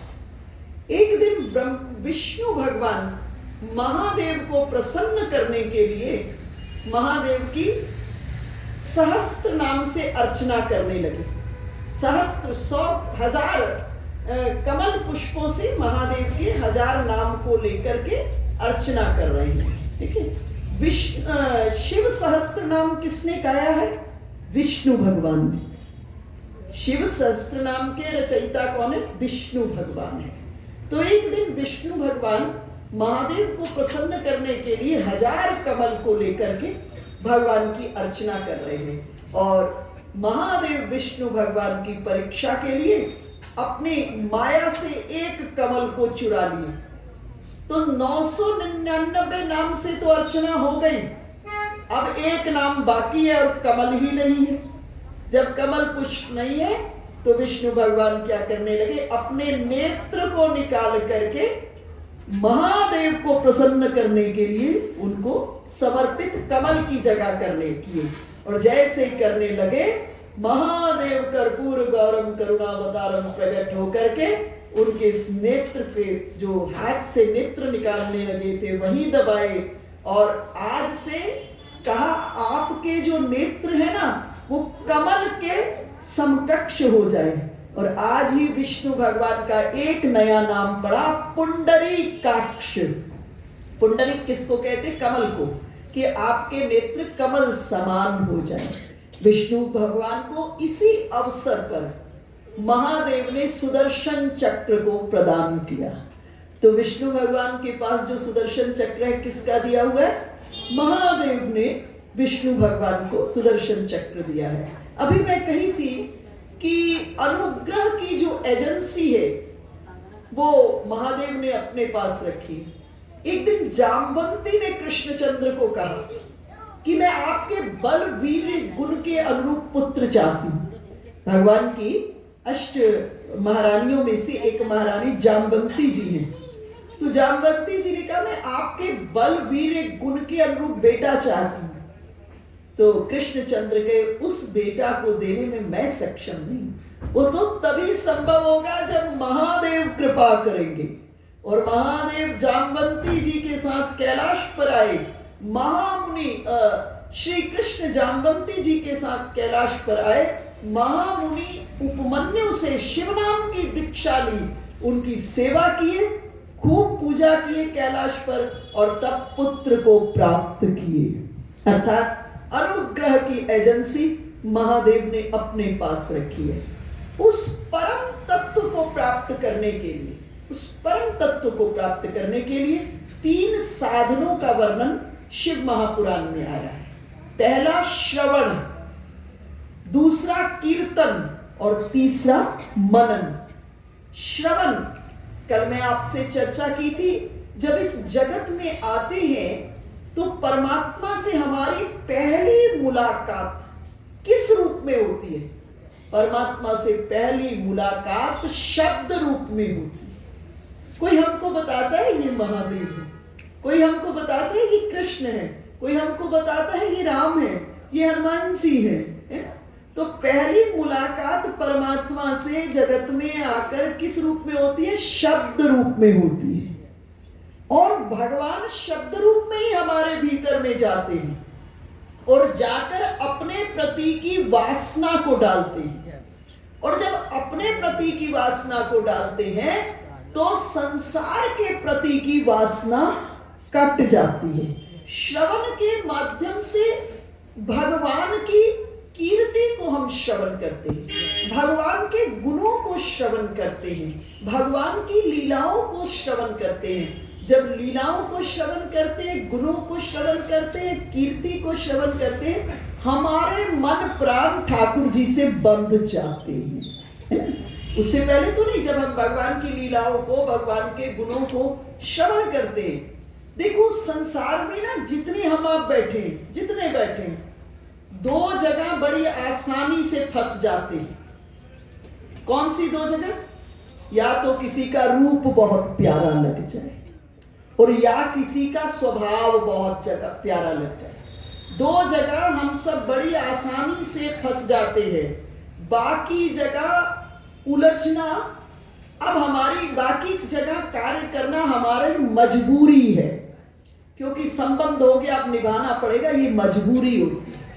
तो जिन 2 के साथ इस संसार में फंसते हो, या तो किसी का रूप या किसी का स्वभाव बहुत प्यारा लगे, जब इन 2 के साथ ठाकुर जी से जुड़ोगे तो अपने आप फंस जाओगे। भगवान का रूप और भगवान के स्वभाव का जब ज्ञान हो जाएगा, और भगवान के रूप और भगवान के स्वभाव का ज्ञान कब होगा? जब भगवान की कथा सुनोगे। जब सुनोगे भगवान ने कैसे 5 बरस के नन्हे बालक ध्रुव की रक्षा की। भगवान ने कैसे 5 बरस के नन्हे बालक प्रहलाद को जब हिरण्यकश्यप ने हाथी के पांव के तले कुचने को छोड़ दिया, जिन्होंने हाथी के चरण को फूल की तरह कोमल कर दिया, जब अग्नि के भीतर में होलिका की गोद में छोड़ दिया, जिन्होंने होलिका की गोद की अग्नि को श्रीखंड के समान शीतल कर दिया, जब आकाश से फेंक दिया तो बल खाती हुई पृथ्वी की तरह से बढ़ करके जिन्होंने प्रहलाद को गोद के भीतर में धारण कर लिया। जब इन कथाओं को सुनोगे तो क्या होगा? भगवान के स्वभाव का ज्ञान होगा। और जब आपके जीवन में विपत्ति आएगी, कोई समस्या आएगी, कोई परेशानी आएगी, कोई मुश्किल आएगी, तब आप प्रभु को पुकार कर कह सकेंगे, प्रभु मेरे पास ध्रुव जैसी निष्ठा नहीं है, प्रहलाद जैसी भक्ति नहीं है, द्रौपदी जैसा समर्पण नहीं है, लेकिन ठाकुर तुम तो अकारण करुणा वरुणालय हो ना, तुम मेरी रक्षा करो, रक्षा करो। जब इस प्रकार से पुकारोगे, प्रभु क्षण में प्रकट हो करके आपकी रक्षा के लिए प्रकट हो जाएंगे। तो इन दो को कब आपके जीवन में आएगी? जब भगवान की कथा को श्रवण करेंगे। जब कथा को श्रवण करेंगे तो भगवान के रूप का ज्ञान होगा और भगवान के स्वभाव का ज्ञान होगा। आप परिचित होंगे, जिस समय सुखदेव जी 12 बरस मां के गर्भ में रहने के बाद मां के गर्भ से बाहर आए, आगे आगे सुखदेव जी, पीछे पीछे पिता व्यास। रुक जाओ मेरे पुत्र, रुक जाओ, रुक जाओ, रुक जाओ, लेकिन रुके ही नहीं सुखदेव जी। इधर बीच में सरस्वती नदी आ गई। नदी के एक किनारे पर पिता व्यास और नदी पार करके दूसरे किनारे पर सुखदेव पहुंच गए। अपने पुत्र को रोकने के लिए 2 श्लोक बोले। पहले श्लोक में भगवान के स्वभाव का वर्णन किए और दूसरे श्लोक में भगवान के रूप का वर्णन किए। क्या कहे?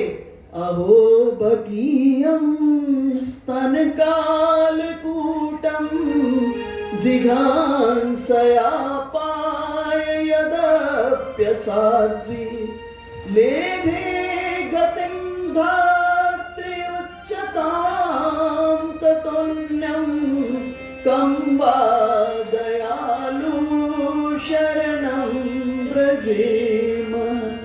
कहे अहो बकीयम स्तन कालकूटम, वो ठाकुर जिन्होंने, जिस पूतना ने उन्हें विष पिलाया, उस पूतना को भी वही गति दिए जो गति दूध पिलाने वाली यशोदा मैया को दी।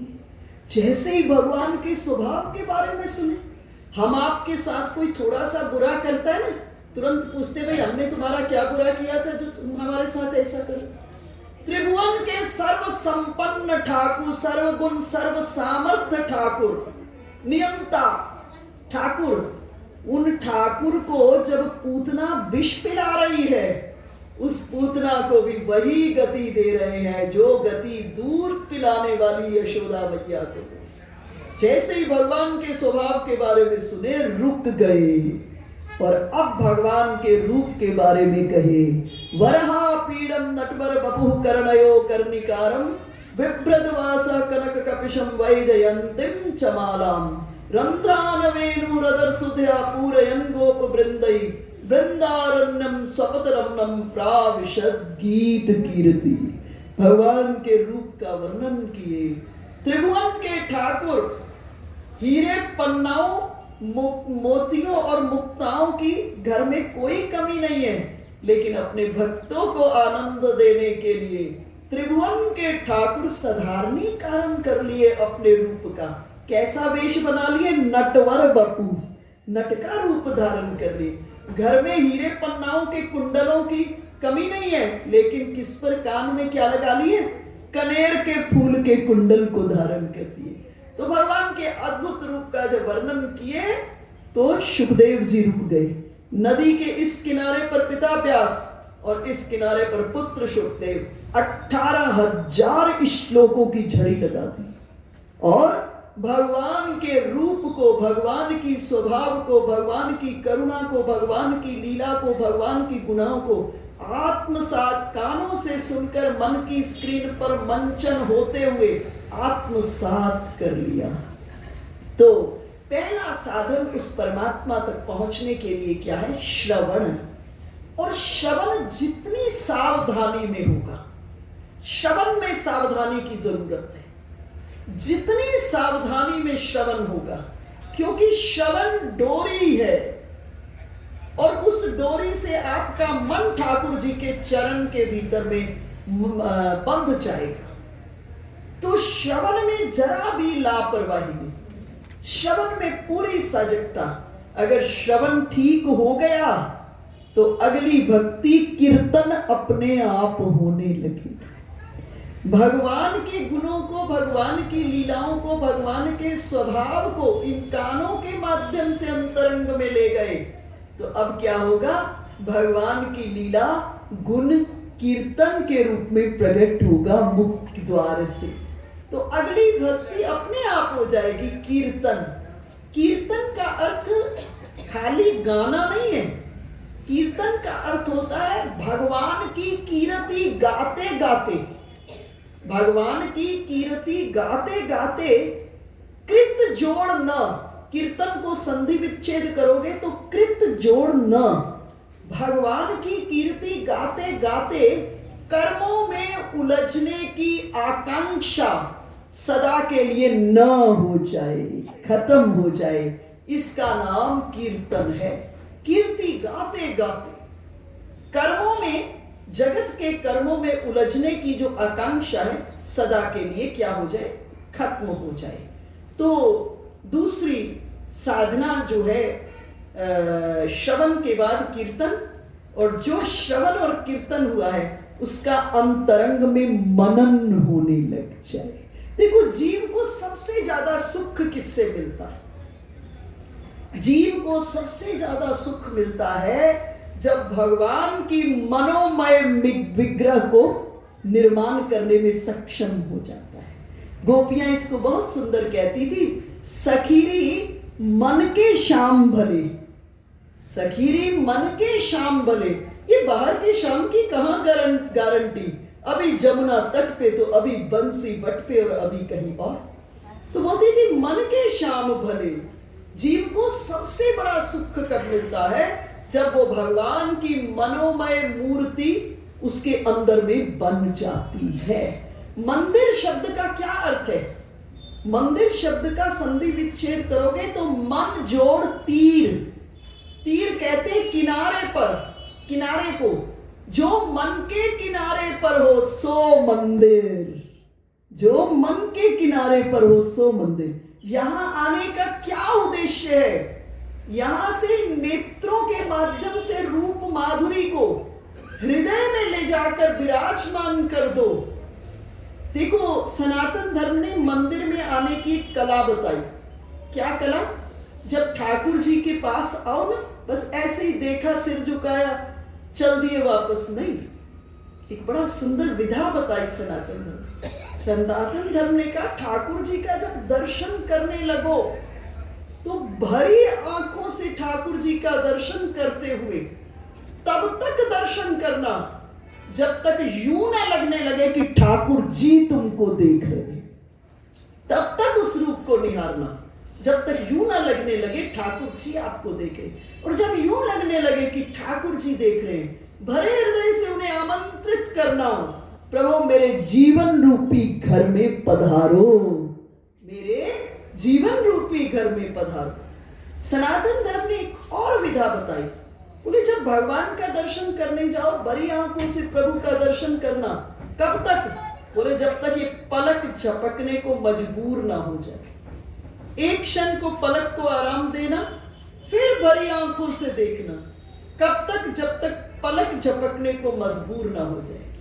फिर एक क्षण को आराम देना, तब तक दर्शन करना जब तक पलक झपकने को मजबूर ना हो जाए। और ऐसा तब तक करना जब तक बाहर की आंखों से अविरल अश्रुधार बहने लगे। जब बाहर की आंखों से अविरल अश्रुधार, तो इनको बंद कर देना। जिन ठाकुर जी को यहाँ देखा है उनको अपने भीतर में तलाशना। आप तुरंत पाओगे हृदय के सिंहासन पर, आपके अज्ञा चक्र पर वही ठाकुर जी विराजमान होंगे। और इसमें ज्यादा समय नहीं लगता, बस आपको प्रयास करने की आवश्यकता है। आपके अंदर त्वरा होनी चाहिए, चाहत होनी चाहिए, प्यास होनी चाहिए। तो श्रवण, कीर्तन और मनन।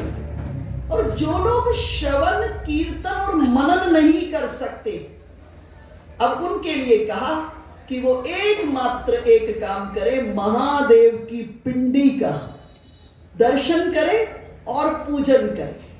महादेव के साकार रूप का या लिंग रूप का, निष्कल या सकल रूप का दर्शन करें और पूजन करें। इस जगह एक बड़ी सुंदर कथा आती है। एक बहेलिया है, वो श्रवण, कीर्तन और मनन को नहीं जानता, लेकिन उसने एक नियम ले लिया है। वो नियम क्या है कि रोज महादेव को जाकर भस्म चढ़ाता है। आप उज्जैन में जाएंगे, महाकाल के दर्शन करेंगे ज्योतिर्लिंग में से, तो रोज सुबह भस्म आरती होती है महादेव की, और हम आप महादेव पर भस्म चढ़ती है।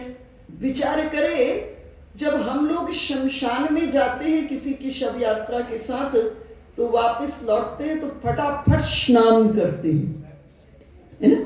शव को छूते भी नहीं है, जाते ही है तो आकर के स्नान करते हैं, और उसी की राख भस्म को महादेव के ऊपर चढ़ाया जाता है।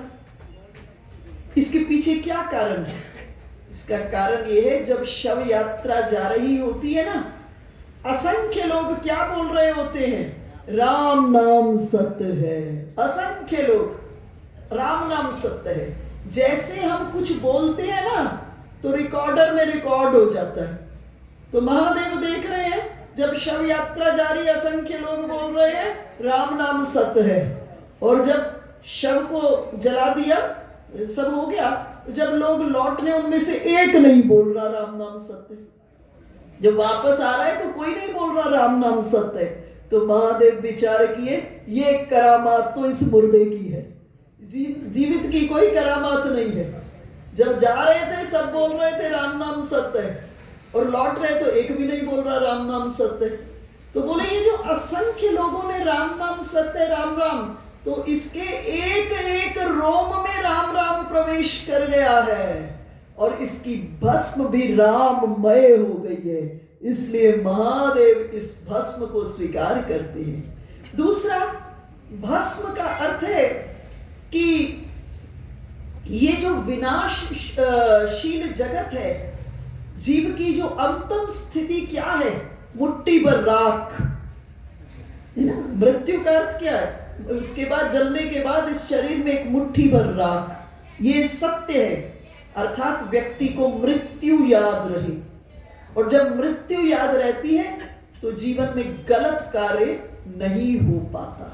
जिसको हो कि अभी 5 दिन पहले, 5 दिन बाद मरना है, मैंने कई ऐसे लोगों को की बात को सुना है, कई लोगों की, जब डॉक्टर उनको बोल देते हैं, वेंटिलेशन पर होते हैं, या डॉक्टर ने हॉस्पिटल में अंतिम बोल दिया, भाई अब आपके पास 1 महीने का समय रह गया, आपको मरना है, अंतिम उनको समझ आ जाता है मरना है।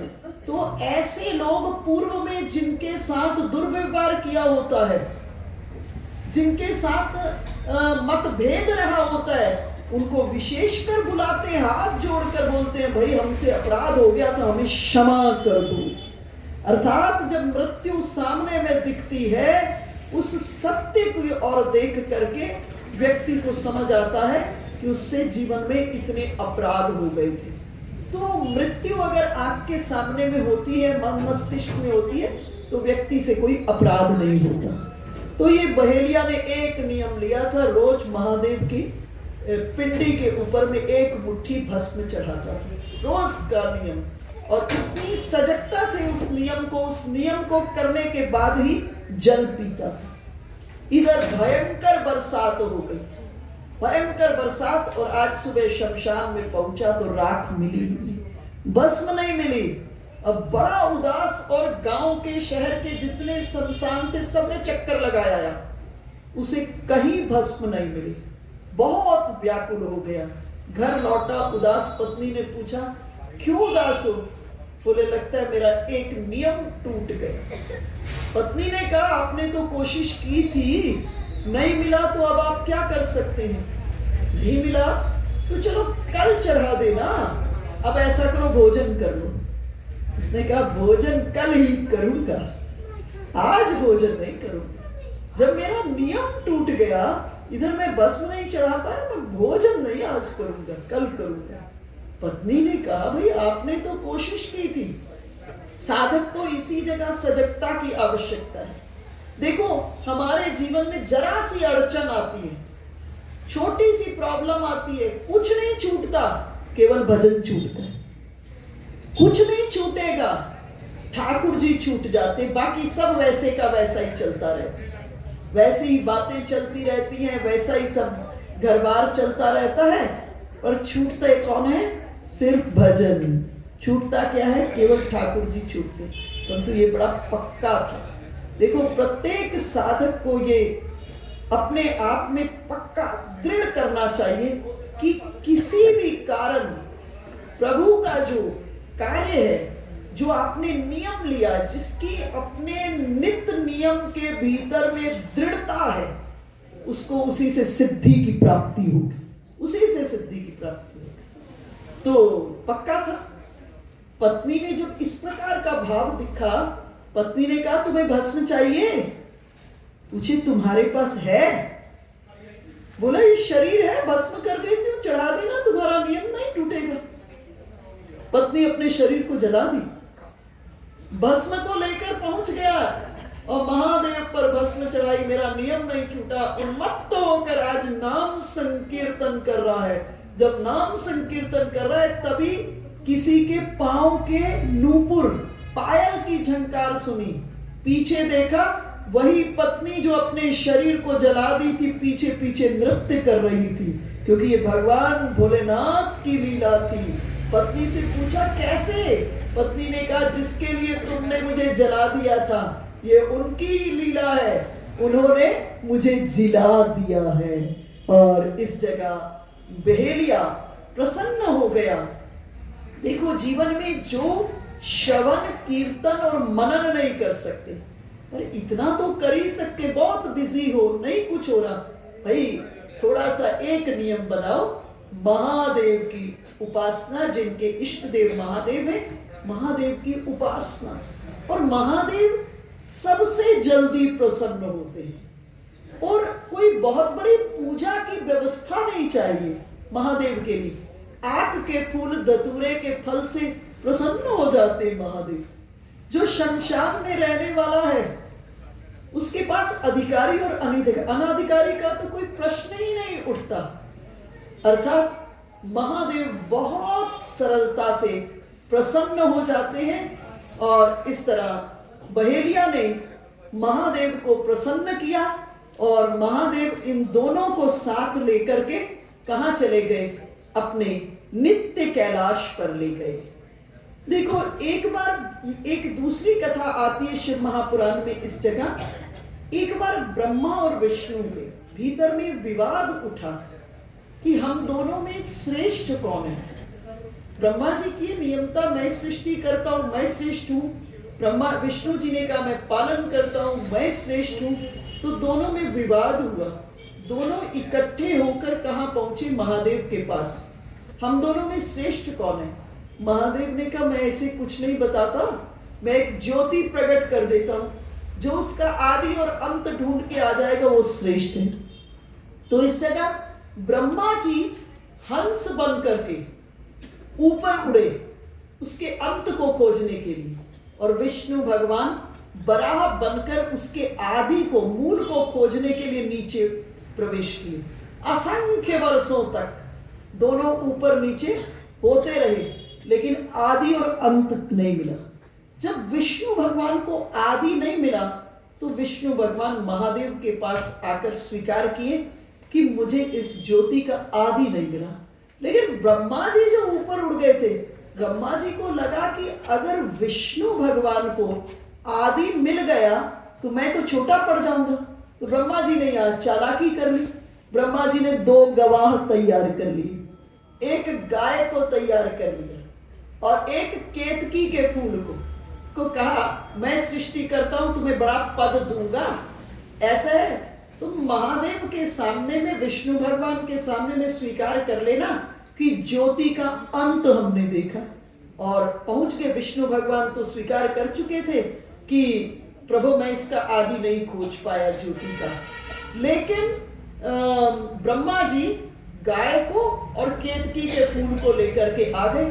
कहे प्रभु 2 गवाह लेके आया हूं, मैंने ज्योति का अंत देखा है। और इस जगह महादेव क्रोधित हुए और क्रोधित होकर ब्रह्मा जी को कहे कि जो अपनी प्रशंसा के लिए, जो अपनी प्रसिद्धि के लिए, अपनी पूजा के लिए झूठ बोल सकता है, वो कभी भी समाज का मार्गदर्शन नहीं कर सकता। केतकी के फूल को कहे तुमने झूठी गवाही दी है, तुम्हारे फूल से मेरी कभी पूजा नहीं होगी, इसलिए महादेव को केतकी का फूल नहीं चढ़ता। उसके बाद गाय को कहा कि तुमने इस मुख से झूठ बोला है, इसलिए तुम्हारा मुख सदैव अशुद्ध होगा। कोई यहाँ पर गांव की पृष्ठभूमि का व्यक्ति अगर बैठा है तो वो जानता होगा जिस बर्तन में गांव में गाय को खिला दिया जाता है ना, उस बर्तन को अशुद्ध माना जाता है, क्योंकि गाय के मुख का स्पर्श हुआ है। उस बर्तन को वो उपयोग में तभी लेते हैं जब आग में जला देते हैं उस बर्तन को, उससे पहले उसको उपयोग नहीं लेते।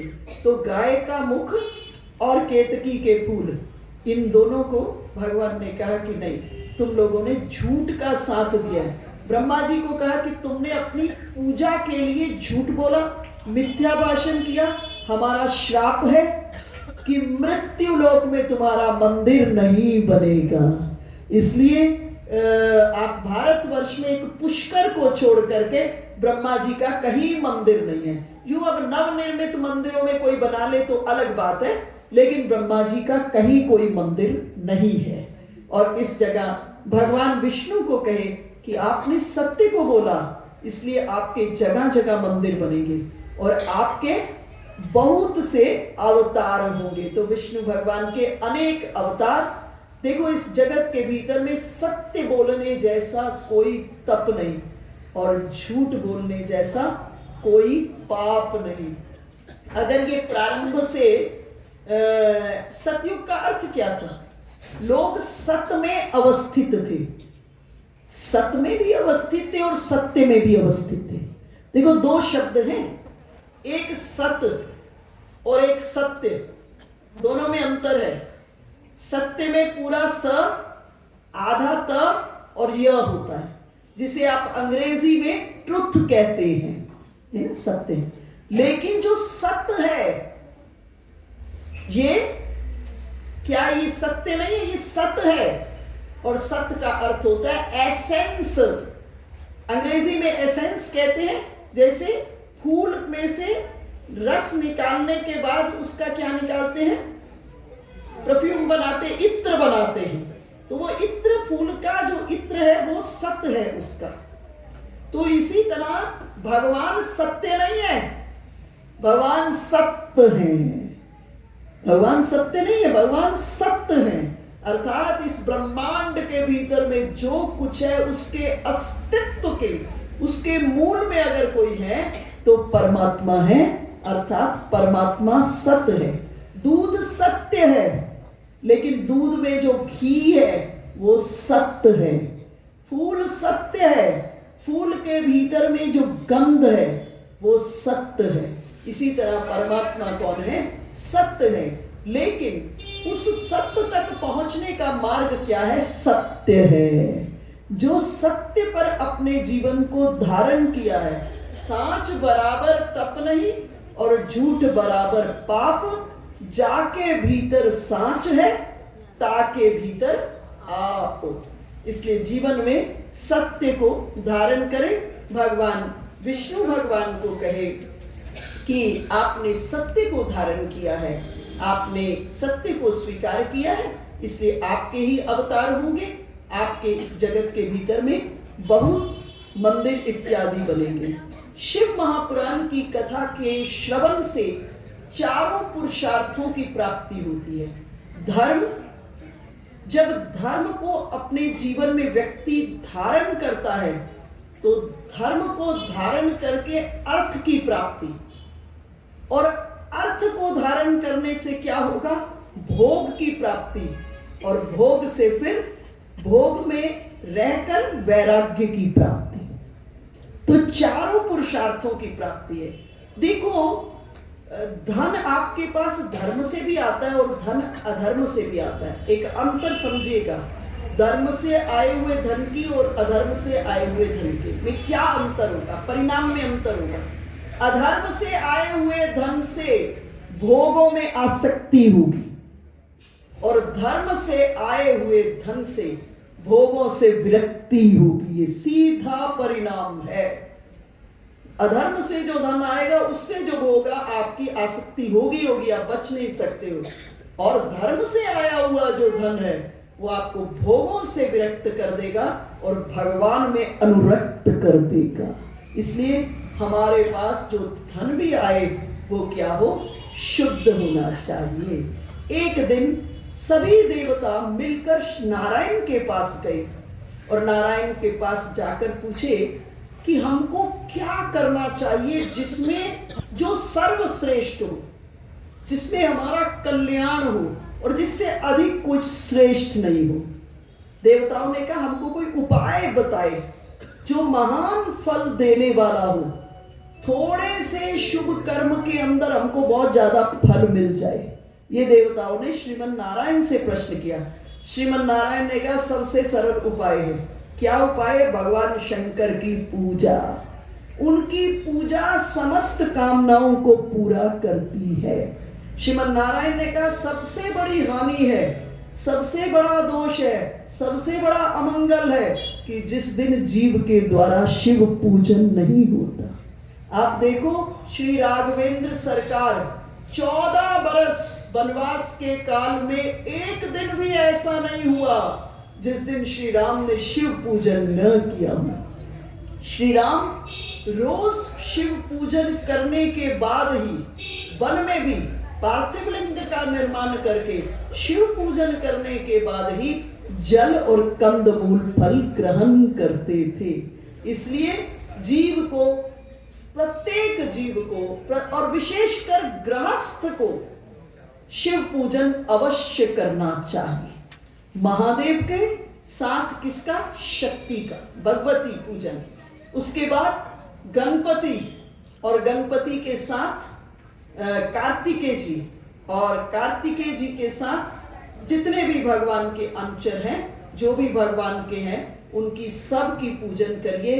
आप विचार कीजिए आपको जीवन में कौन कौन चाहिए। इस जीवन के लिए, सभी सुखों के लिए शक्ति की आवश्यकता है। बिना शक्ति के जीवन की कौड़ी भूमिका नहीं है। तो शक्ति, शिव कौन है? एको ब्रह्म परमात्मा, फिर शक्ति, फिर दोनों भगवती शक्ति के रूप में, और दोनों बेटा कार्तिकेय जी और गणपति, और गणपति की 2 पत्नियां सिद्धि और बुद्धि, 2 पुत्र शुभ और लाभ। ये सब आपको जीवन के प्रत्येक सीढ़ी पर चाहिए। सिद्धि भी चाहिए, बुद्धि भी चाहिए, शुभ भी हो और लाभ भी हो। तो प्रत्येक गृहस्थ को रोज प्रातः काल में शिव पूजन करना ही चाहिए। जब आप शिव पूजन करेंगे, अगर इष्ट देव महादेव के रूप में है तो बहुत ही उत्तम है। लेकिन अगर इष्ट देव के रूप में श्रीमन नारायण का कोई अवतार, श्री कृष्ण है, श्री राम है, तो भी शिव पूजन करना चाहिए। जब महादेव की शरण में जाओगे, श्री राम स्पष्ट कर चुके हैं, और एक गुप्त मत सब ही कहूं कर जोरी, शंकर भजन बिना नर भक्ति न पावे मोरी। मेरी भक्ति को पाना है तो महादेव की शरण में जाना ही पड़ेगा। महादेव की शरण में जाकर महादेव से प्रार्थना करो कि प्रभु हमारे इष्ट के प्रति की प्रीति हमारे जीवन में भर दीजिए। तो महादेव क्या करेंगे?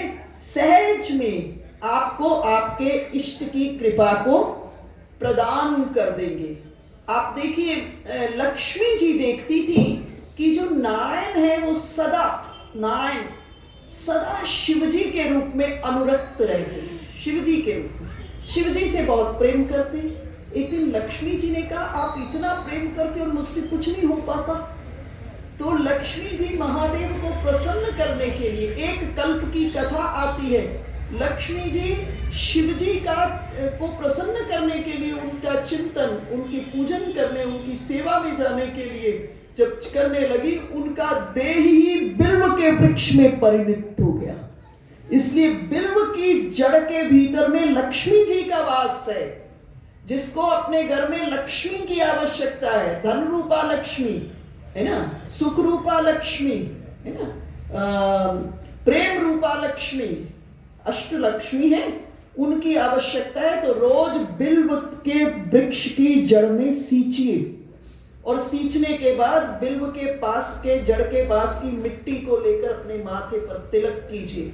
आपके जीवन में धन से संबंधित मैं व्यक्तिगत अनुभव के पटल पर कई लोगों के अनुभव को बता रही हूं, कभी आर्थिक आपको परेशानी नहीं हो सकती। बिल्व की जड़ में किसका वास है? लक्ष्मी जी का वास है।